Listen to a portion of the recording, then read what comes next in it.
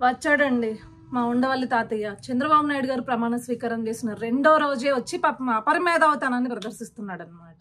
2014 నుంచి 19 వరకు ఈ అపరమేధావతనం మేము చూసాం తాతయ్య. ఇంకొద్దు ఏం 2019 నుంచి 2024 వరకు అడిగిపోయింది ఆ మేధావతనం. గొంతు ఎందుకు మోగపోయింది? ఆ మార్గదర్శి అనో ఇంకొకటనో దాన్ని పట్టుకుని ఏడ్చావు. కానీ అప్పట్లో 2014లో మద్యం బాటిల్ని చూపించి ఇది ఇంతకే తయారైద్ది మీ దగ్గరకు వచ్చేటప్పుడు ఎంత అవుతుందో తెలుసా అని చెప్పేసి ప్రెస్ మీట్ల మీద ప్రెస్ మీట్లు పెట్టి ఓదరగొట్టా. మరి 2019 నుంచి 24 వరకు జగన్మోహన్ రెడ్డి మద్యం రేట్లు పెంచినా, లేకపోతే సొంత డిస్టిలరీస్లో మందు తయారు చేసి ఆ మందు తాగి ఎంతోమంది చచ్చిపోయినా ఏ రోజు బయటకు వచ్చి మాట్లాడలేదే?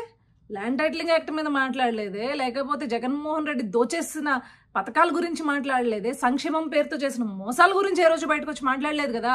అంటే ఇప్పుడు చంద్రబాబు నాయుడు గారు నీలాంటి వ్యధవాల్ని భరిస్తారు కాబట్టి ఇప్పుడు మాత్రం ఎగేసుకుని ముందుకొచ్చి నీ ఉచిత సలహాలు ఇవ్వడానికి సిద్ధపడిపోయావు. చూడు చంద్రబాబు నాయుడు గారు మంచితనం అదే. 2019 నుంచి 2024 వరకు మాట్లాడితే జగన్మోహన్ రెడ్డిని తాట తీస్తాడని మూసుకుని కూర్చున్నాం అనమాట. బాబు అపరమేధావి ఉండవల్లి అరుణ్ కుమార్, నీలాంటోడి ఉచిత సలహాలు మాకు అక్కర్లేదు. చంద్రబాబు నాయుడు గారు నీతో చెప్పించుకునే స్థాయిలో ఆయన లేదు. నువ్వు అంత చెప్పేటోడివి కాదు.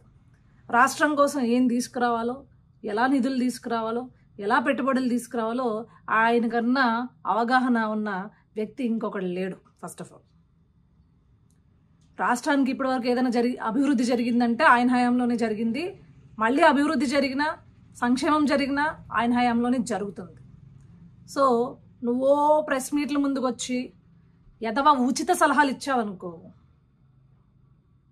మేము కూడా ఇలానే మళ్ళీ తిరిగి 2019 నుంచి 2024 వరకు ఏం పీకావు, ఏమయ్యాయి నీ ఉచిత సలహాలు అపరమేధావ్ గారు అని చెప్పేసి అడగాల్సి వస్తుంది అన్నమాట.